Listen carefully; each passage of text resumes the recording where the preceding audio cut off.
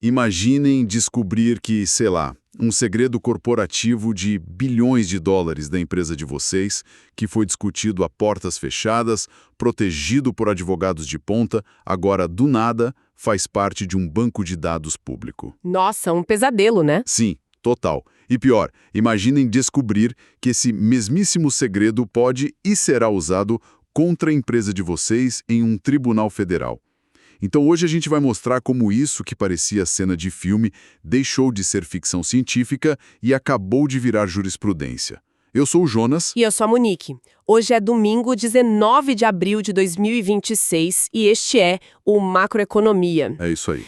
O nosso levantamento de hoje, gente, ele cobre aquelas movimentações meio tectônicas, sabe? Que rolaram no mundo da tecnologia e da macroeconomia bem nessa última semana, de 12 a 19 de abril de 2026. Exatamente, Monique. E o título do nosso episódio de hoje é o seguinte: Observatório IA, semana 12 a 19 de abril de 2026.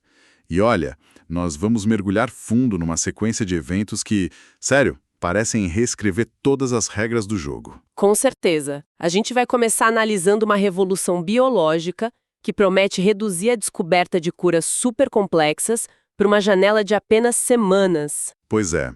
E depois a gente vai passar por esse choque de realidade bizarro nos tribunais americanos, que meio que expõe o fim do sigilo corporativo na era da IA, sabe? Sim, e ainda vamos entender como os modelos de linguagem agora conseguem descobrir de forma totalmente autônoma falhas de segurança cibernética que, olha só, passaram despercebidas por 17 anos. 17 anos, cara. É muito tempo. E claro, além de tudo isso, a gente vai dissecar a corrida bem urgente do Brasil pela soberania digital. Incluindo aí os acordos estratégicos que acabaram de ser assinados com a China. Agradecemos muito a todos os espectadores pela companhia na nossa análise aprofundada de hoje. Muito obrigada mesmo, pessoal. Mas antes da gente entrar no primeiro grande tema, eu deixo aqui o nosso convite para quem nos acompanha. Inscrevam-se no canal Macroeconomia, que traz compilação de análises e notícias sobre macroeconomia, tecnologia e inteligência artificial. Maravilha. Jonas, eu acho que a gente pode começar por aquela fronteira onde a inteligência artificial está gerando um impacto humano mais, digamos, tangível e imediato agora, né? As ciências da vida. Ah, sim, a biomedicina. Exato. A biomedicina, ela não está apenas adotando umas ferramentas novas. Ela está meio que mudando a própria fundação metodológica dela. Eu notei muito isso nos relatórios dessa semana, Monique. Sabe a impressão que dá? É que a gente passou esses últimos anos meio que limitando a nossa visão, né? Como assim? Tratando a inteligência artificial generativa como um mero assistente virtual que escreve e-mails ou que resume os documentos muito longos. Ah, sim, o básico, né? Isso. Só que quando a gente olha para os lançamentos mais recentes, fica muito claro que a IA, ela simplesmente levantou da mesa do escritório e assumiu a cadeira de cientista-chefe dos grandes laboratórios globais. Nossa, é a definição perfeita, Jonas. O que está rolando na biologia computacional agora é a aplicação daquela mesmíssima lógica dos modelos de linguagem, só que ao invés de processar palavras, eles processam, sabe, os blocos construtores da vida mesmo. As proteínas, o DNA, tudo isso. Exato. Olha o caso da OpenAI. Eles acabaram de lançar o GPT-Rosalind. É até uma homenagem à química Rosalind Franklin, né? Que foi pioneira na descoberta da estrutura do DNA. Sim, uma homenagem super justa, aliás. Muito justa. E esse é o primeiro modelo de domínio específico deles. Ele foi treinado única e exclusivamente em biociências, genômica e medicina translacional. E, Monique, o que mais me chamou a atenção não foi meio o lançamento em si, mas foi aquela métrica de validação, sabe? Ah, você tá falando do Bixbench, né? Isso, o Bixbench. Eu fui até pesquisar a fundo o que isso significa na prática para nossa audiência entender.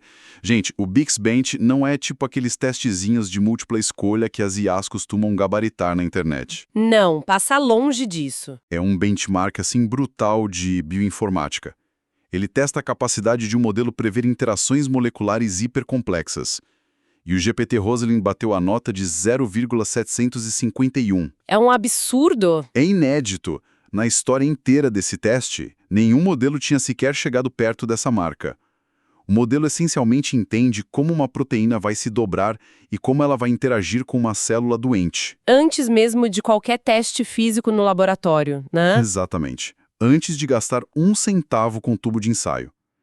E Jonas, o impacto prático dessa pontuação é tão bizarro que empresas como a Mandiant, a Moderna, a Thermo Fisher já estão rodando as operações diárias delas em cima do GPT-Rosalind.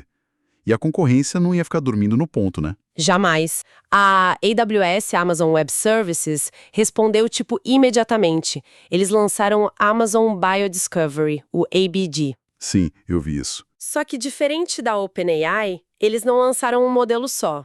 Eles soltaram o ecossistema inteiro, integrando mais de 40 modelos biológicos de fundação, que eles chamam de BioFMs. Cara, eu vi o caso de uso deles com o Memorial Sloan Kettering e eu achei simplesmente absurdo. É de cair o queixo. Para vocês terem uma ideia, eles geraram 100 mil candidatos anticorpos em questão de semanas. Semanas, Monique. Aham. Se a gente for pensar no método tradicional, né, descobrir um remédio era basicamente jogar na loteria química. Literalmente tentativa e erro. Total. Os cientistas passavam anos testando compostos aleatórios em placas de Petri lá no laboratório para ver se por um milagre algo funcionava. É, tipo, tentar escrever um livro sorteando letras de um saco, né? Perfeito, exatamente essa analogia. Só que o que esses modelos novos fazem agora é entender a gramática da biologia, sabe? Eles já sabem as regras, Isso. eles sabem perfeitamente qual aminoácido vem depois do outro para formar a palavra certa que vai neutralizar um vírus, por exemplo. Mas, Mônica, me tira uma dúvida. Qual é o impacto financeiro e estratégico de tudo isso no mercado de saúde? Então, Jonas, a analogia da gramática explica perfeitamente o mecanismo. E é justamente isso que altera completamente a macroeconomia do setor farmacêutico. O segredo aqui é a compressão do tempo. Compressão do tempo. Certo. Historicamente, o ciclo clínico para desenvolver um fármaco era de 10 a 15 anos, Jonas. É uma vida. Sim, custava bilhões de dólares e com uma taxa de falha altíssima. Quando você comprime essa fase inicial de descoberta de semanas, a barreira de entrada e o custo despencam de um jeito assustador. Dá para imaginar o desespero de quem não tem essa tecnologia. E as gigantes estão sentindo essa pressão na pele. A Novo Nordisk fechou nessa semana uma parceria estratégica global massiva com a OpenAI. Nossa. Eles vão injetar toda essa capacidade analítica na cadeia de pesquisa deles inteira, focando direto na guerra comercial contra a Eli Lilly, ali no mercado de medicamentos para obesidade e diabetes, com metas até o fim de 2026. Resumindo, as Big Techs viraram a infraestrutura inevitável das Big Pharmas. Exatamente, não tem mais como separar as duas coisas. Mas aí é que tá, Monique. Tem um outro lado dessa moeda. A mesma gramática que constrói a vida e cura doenças, ela também serve para, desmontar a segurança digital. É, a faca de dois gumes. Idade perfeita para um ataque. E isso nos leva à pauta de cibersegurança do nosso levantamento de hoje. Sim, e essa semana a Anthropic meio que dominou todas as discussões com o Project Glasswing, né? O famoso Glasswing. Isso, que para quem não sabe, é o codinome do programa de acesso antecipado do novo modelo da Anthropic, o Claude Mythos Preview. E o que ele fez de tão especial? Aquele nível absurdo de capacidade analítica que a gente acabou de ver na biologia, Jonas, foi aplicado à engenharia reversa de software. O Claude Mythos, rodando ali de forma totalmente autônoma, identificou milhares de vulnerabilidades do tipo Zero Day. Zero Day. E só para alinhar com a nossa audiência, Zero Day são aquelas falhas críticas de segurança que nem o próprio fabricante do software sabe que existem, né? Exatamente. Se o criador não sabe, não tem correção disponível. É porta aberta. E uma dessas falhas que a IA achou escancarou um problema estrutural gravíssimo da internet. Pessoal, só para vocês terem noção do tamanho do problema, o modelo da Anthropic encontrou uma brecha crítica no FreeBSD. Que não é qualquer sisteminha, né? Nem um pouco. Para quem não é da área de engenharia, o FreeBSD não é um sistema operacional que a gente roda num laptop pessoal. Ele é uma infraestrutura de código aberto absurdamente robusta que sustenta boa parte dos roteadores de internet mundiais, servidores de megacorporações e até partes do sistema da Apple, da Sony. É espinho dorsal de muita coisa. E olha a loucura. Especialistas humanos olharam para esse código do FreeBSD, todos os dias durante 17 anos. 17 anos e não viram nada. É nada. E o Cloud Mythos foi lá, leu o código e achou a porta dos fundos em pouquíssimo tempo. É assustador, Jonas. A capacidade ofensiva que eles revelaram foi tão desproporcional que a Anthropic tomou uma decisão drástica, sabe? Eles se recusaram a lançar o modelo para o público geral. Engavetaram. Engavetaram para nós, réis mortais. O acesso ficou restrito só para parceiros super seletos, tipo AWS, Apple, Microsoft e JP Morgan. Claro, os grandões. E para tentar equilibrar um pouco a balança, a Anthropic injetou 100 milhões de dólares em créditos de uso e mais 4 milhões em dinheiro vivo para organizações open source. Para eles tentarem consertar os códigos antes que outros modelos encontrem as mesmas falhas. Exato. E a OpenAI nem piscou.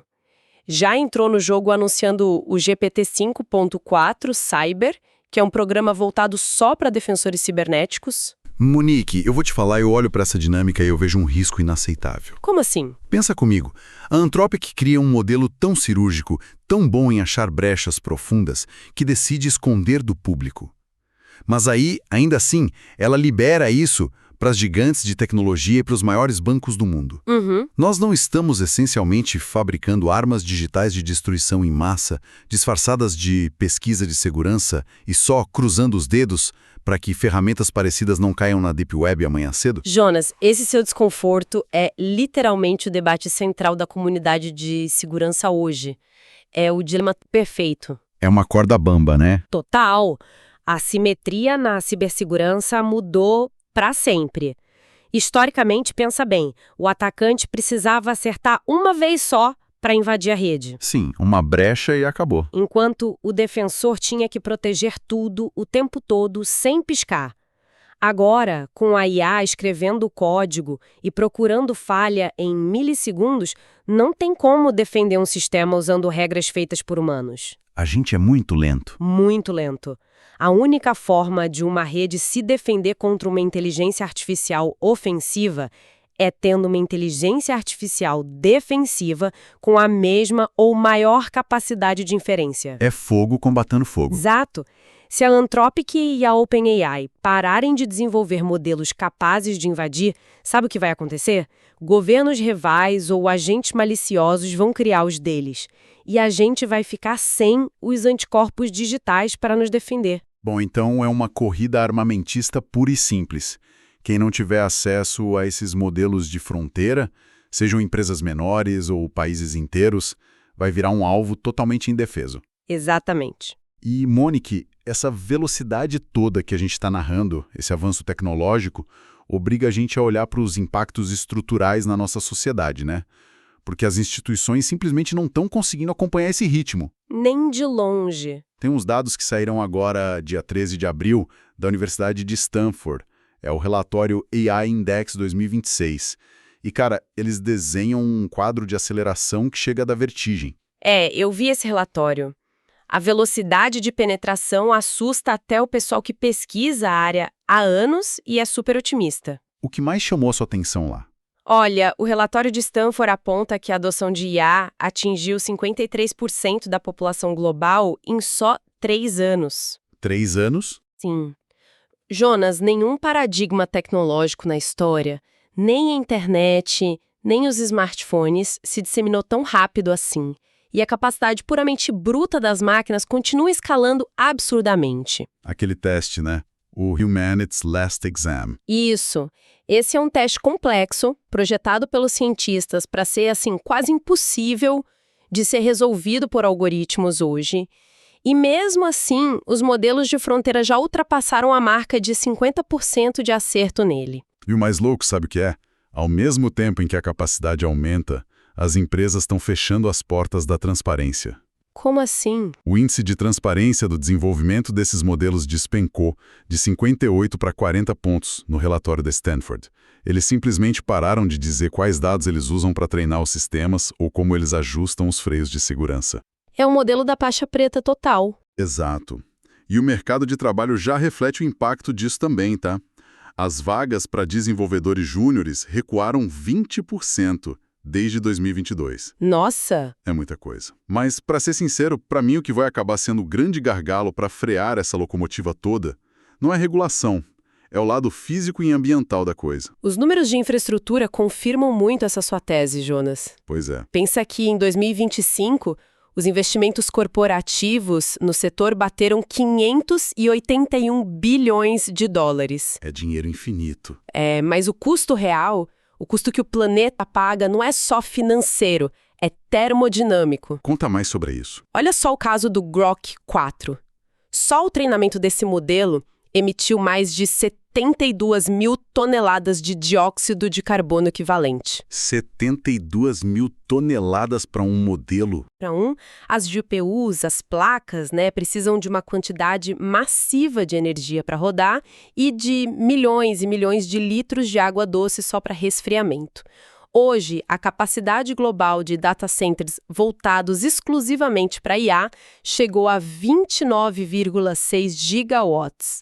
E só para nossa audiência visualizar o absurdo que são 29,6 gigawatts, isso é o equivalente à demanda total de energia elétrica de todo o estado de Nova York. Caramba! Sim, a IA consome hoje o mesmo que milhões de residências, os metrôs rodando, os arranha-céus todos iluminados e a indústria pesada de um estado gigantesco funcionando simultaneamente. É insustentável a longo prazo. Totalmente. E o irônico é que a gente está apostando que a inteligência artificial vai resolver a crise climática descobrindo novos materiais, lembra?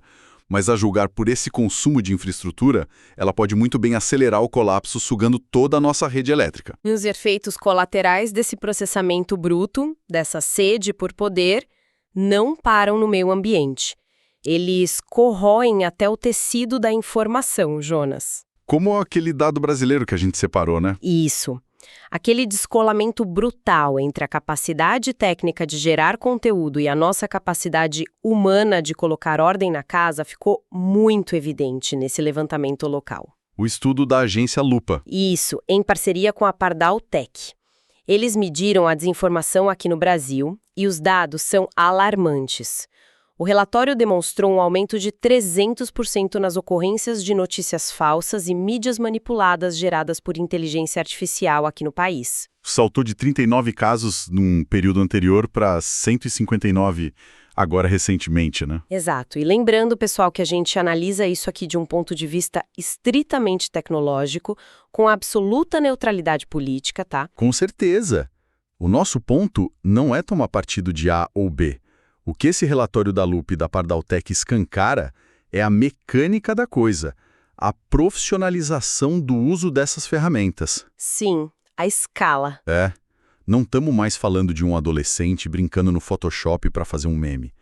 A IA generativa agora é um motor de estratégias de distribuição hiperorganizadas. Eles geram áudios sintéticos, perfeitos, textos hipersegmentados, em massa. Isso desafia, atropela qualquer tentativa manual de moderação que as redes sociais tentem fazer. O custo para produzir uma desinformação altamente convincente, hoje, caiu a zero. E é isso que conecta essa crise de confiança com o nosso próximo tópico, Jonas. O choque de realidade nos tribunais. Exatamente. Porque se a gente está lidando com IAs que criam patentes de remédios, quebram criptografias complexas em segundos, bebem energia de estados inteiros e inundam as eleições com dados sintéticos, bom, quem está pagando a conta jurídica disso tudo? Estrutura legal que sustenta a economia moderna não estava pronta para esse passivo. E os juízes agora estão deixando claro que as regras velhas não servem para as máquinas novas. Foi justamente aqui que a gente viu o maior choque de realidade para o mercado corporativo essa semana, Jonas. Lembra daquele cenário tenso que você descreveu bem na abertura do problema? Do segredo corporativo no tribunal. Lembro. Então, o juiz federal Jed Rakoff, lá em Nova York, ele proferiu uma decisão histórica num caso envolvendo o ex-CEO de uma empresa chamada GWG Holdings. O que o executivo fez? Ele tentou dar uma de esperto e otimizar o trabalho dele, sabe? Ele usou o modelo Claude da Anthropic para analisar e debater estratégias mega sensíveis e confidenciais da própria empresa. Imagina a dor de cabeça. Ele colocou no chat da IA, é isso? Sim, e isso gerou 31 documentos salvos no histórico da plataforma com as conversas dele com a IA. E quando a bomba do processo judicial estourou, O que a defesa dele alegou? A defesa tentou proteger esses 31 documentos com unhas e dentes, invocando aquele privilégio sagrado de sigilo advogado-cliente. Ah, velha tática de que a conversa era particular. O executivo jurava que estava usando a ferramenta de forma 100% privada, como se fosse um consultor de estratégia dele ou um conselheiro jurídico automatizado. E qual foi a resposta do juiz Rakoff para isso? O juiz não só negou o pedido de sigilo, como ele cravou uma premissa devastadora no meio jurídico. Ferramentas públicas de inteligência artificial não são advogados e elas não possuem nenhum dever fiduciário com você. E tá lá nos termos de uso, né? Que ninguém lê. Exato. O juiz lembrou que os termos de serviço dessas plataformas dizem com todas as letras que os seus dados podem ser revisados por funcionários ou usados para treinar versões futuras da IA. Portanto, juridicamente, não existe nenhuma expectativa razoável de privacidade. Gente, esse é o alerta vermelho máximo para qualquer pessoa da nossa audiência que usa IA no trabalho hoje. E eu sei que são muitos. A maioria. Sabe o que rola? Muita gente trata essas interfaces de chat, o ChatGPT, o Claude, como se eles fossem cofres de banco blindados. Aí o cara vai lá e despeja relatório financeiro sigiloso, código-fonte de aplicativo, estratégia de demissão de RH, tudo lá dentro. Achando que está seguro.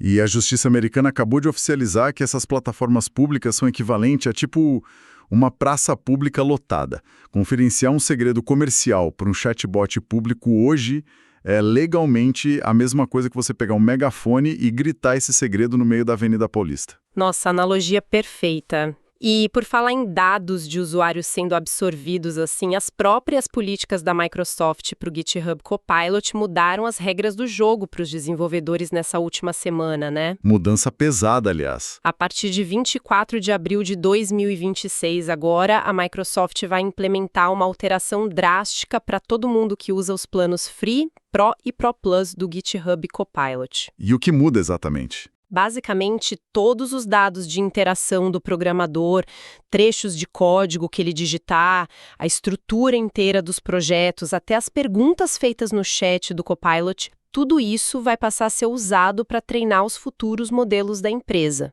E tem um detalhe que é o pior de todos.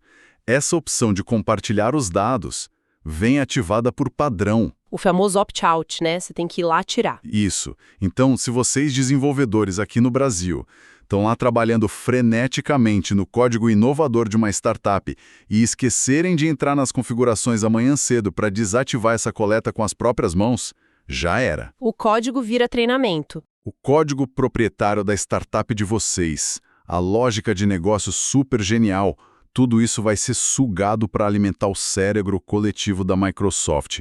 Claro, as contas corporativas de nível enterprise continuam blindadas, mas para a imensa base de desenvolvedores individuais e startups menores, o risco de vazamento de propriedade intelectual beira o absurdo. Jonas, e essa tensão enorme sobre propriedade intelectual não ficou só no software, não. Isso já transbordou para umas ações judiciais massivas pelo mundo. Nosso levantamento mostrou números altíssimos sobre isso. Sim, os Estados Unidos acabaram de bater a marca insana de 100 ações judiciais rodando simultaneamente focadas só em direitos autorais contra essas empresas de IA. 100 processos pesados.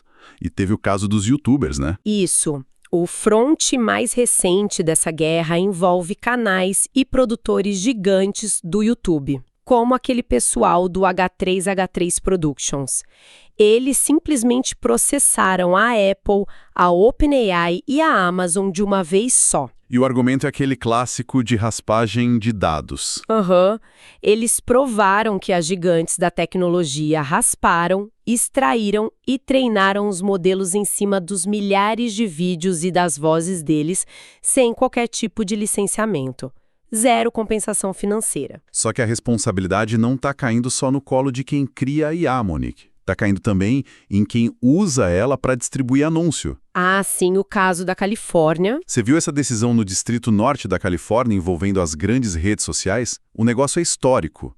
A justiça invocou a regra 10b-5, que é sobre fraude de valores mobiliários. E o que isso impacta na prática? Eles derrubaram a maior defesa das gigantes da internet, a intocável Seção 230. Nossa, isso é um terremoto jurídico.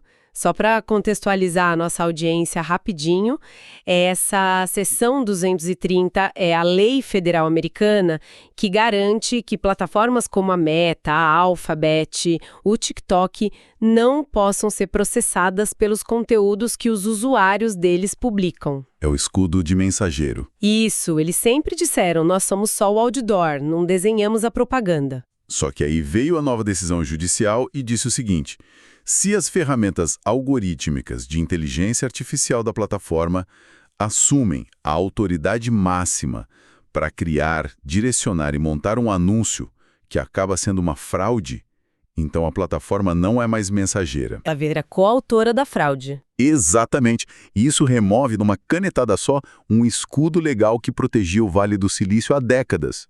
E sabe qual é a ironia maior? Conta. Isso acontece no exato milissegundo em que a IA generativa está virando a maior e mais lucrativa vitrine publicitária da história do mundo. Ah, por causa do ChatGPT, né? Sim. A OpenAI acabou de anunciar a expansão de anúncios pagos dentro das versões gratuitas do ChatGPT para a Austrália, para a Nova Zelândia e para o Canadá. Eles já tinham testado nos Estados Unidos? E foi um sucesso estrondoso. O piloto americano gerou mais de 100 milhões de dólares em receita anualizada. A IA agora não só responde à sua dúvida, ela recomenda produtos para você comprar diretamente dentro do fluxo natural da conversa. Impressionante. Então, os lucros estão explodindo de um lado, mas a exposição legal está acompanhando ali lado a lado, na mesma velocidade. Com certeza. E, Jonas, quando a gente senta e analisa todos esses vetores juntos, sabe, o poder assustador de alterar a biologia, a capacidade técnica de hackear a infraestrutura global em minutos, essa dependência energética colossal que suga redes elétricas e ainda essa extração jurídica massiva de dados autorais e corporativos. É muita coisa. E a conclusão inescapável é que a inteligência artificial deixou de ser só um softwarezinho inovador do Vale do Silício. Ela é, no fundo, uma questão fundamental de infraestrutura crítica nacional e de geopolítica. E nenhum país minimamente são quer ser refém tecnológico, né, Monique? Exato. E é exatamente essa a premissa do nosso último grande ponto de análise de hoje. A urgência da movimentação do Brasil em direção à soberania digital. Pois é. Frente a esse risco enorme de a gente depender totalmente de ecossistemas corporativos americanos que, sei lá, podem ser fechados da noite para o dia ou restringidos por uma decisão judicial maluca, que nem a gente viu, o governo brasileiro resolveu agir e formalizou um acordo de peso. O acordo diplomático forte. Sim, foi agora no dia 10 de abril. O Ministério da Ciência, Tecnologia e Inovação, o MCTI, em conjunto lá com o SERPRO, assinou um tratado oficial de desenvolvimento com a gigante chinesa, a iFlyTek.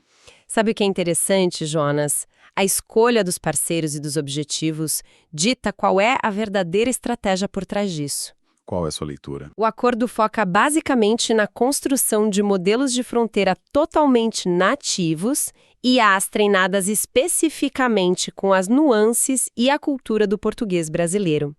Além disso, eles querem estruturar data centers soberanos focados em atender o setor público e em criar defesas cibernéticas locais. E o SERPRO é fundamental nisso, né? Muito. O SERPRO, como grande operador da infraestrutura de dados do Estado, é a peça-chave. O próprio ministro interino, Luiz Fernandes, pontuou que garantir acesso próprio à IA é hoje uma prioridade absoluta para o Brasil não ficar vulnerável a pressões e sanções de potências estrangeiras. E, gente, faz todo o sentido do mundo olhar para a Ásia num cenário desses. Quando a gente volta naqueles dados da Universidade de Stanford que comentamos, a disparidade financeira que os Estados Unidos criaram em relação ao resto do mundo é simplesmente insuperável no curto prazo. Eles estão jogando dinheiro no problema. Muito dinheiro. Só em investimentos corporativos privados, as empresas americanas injetaram quase 286 bilhões de dólares em inteligência artificial. 286. É bizarro. Monique, isso é 23 vezes o volume investido pela China no mesmo período. Os americanos estão, de fato, consolidando um monopólio global de inteligência. E para o Brasil? Para o Brasil, buscar essa parceria tecnológica chinesa agora é uma maneira super pragmática de manter um canal aberto de inovação, sabe? É para garantir que num eventual bloqueio comercial global ou numa tensão diplomática severa amanhã, o Estado brasileiro ainda tenha servidores e algoritmos próprios funcionando. É para evitar um apagão cognitivo no nosso serviço público. Exato. Bom, precisamos sintetizar essa jornada inteira, Monique. O que foi essa semana, hein? Olha, foi uma semana de extremos absolutos. A gente discutiu como a IA, com coisas incríveis como o GPT-Rosalind e os BioFMs da AWS, se tornou capaz de simplesmente moldar as moléculas da vida, acelerando curas que levavam décadas para poucos dias. A luz no fim do túnel da saúde. Sim, mas em contrapartida também vimos modelos super autônomos como o do Project Glasswing da Anthropic, mapearem falhas sistêmicas que estavam escondidas há 17 anos na nossa infraestrutura digital mais básica. Que podiam derrubar a internet? Pois é. E a gente também observou a voracidade ambiental dessa tecnologia que, do nada, demanda a mesma energia elétrica que o estado inteiro de Nova York consome. É assustador. E não parou por aí. Discutimos o fim da privacidade corporativa nos tribunais com a decisão firme do juiz Rakoff e, por fim, como a geopolítica está reagindo através de nações como o Brasil, que buscam desesperadamente blindar e garantir a sua própria soberania de dados num mundo rachado. É um cenário de transição muito acelerado, Monique. As regras velhas já não servem para mais nada e as novas simplesmente ainda não foram escritas. E para vocês que nos acompanham aqui sempre, eu deixo uma reflexão bem provocativa para amanhã de manhã. Qual seria? Pensem o seguinte. Se a inteligência artificial hoje atua simultaneamente como o cientista mais genial do mundo inteiro, o hacker mais perigoso da rede e, ainda por cima, o funcionário com o maior risco jurídico para o sigilo comercial da sua empresa, como é que cada um de nós deve reavaliar os dados e os problemas que a gente terceiriza para essas máquinas no nosso dia a dia? Pensem bem nisso antes do próximo clique no trabalho. Uma excelente provocação analítica, Jonas. E antes de encerrarmos definitivamente o nosso programa, nós temos o nosso aviso legal obrigatório para toda a nossa audiência. Esse material é um compilado de projeções abertas de fontes terceiras e tem caráter meramente informativo e educacional. Não quer apresentar nenhum viés ideológico. Não constitui recomendação de investimento ou aconselhamento financeiro de nenhuma natureza. Projeções estão sujeitas a frequentes revisões de acordo com as novas informações obtidas, novos fatos externos e mesmo novas narrativas. De igual forma, desempenhos passados não são garantia de desempenhos futuros. E nós agradecemos profundamente a companhia de cada um de vocês em nossa análise aprofundada de hoje. Convidamos todos a continuarem conosco nos próximos encontros, sempre buscando decodificar como a tecnologia e a macroeconomia afetam a nossa realidade de forma prática. Esse foi o Macroeconomia e hoje. Ficamos por aqui e vocês fiquem bem e atentos às nossas novas transmissões. Se inscrevam em nosso canal, acessem os links e sigam Macroeconomia nas redes sociais. Tchau! Tchau!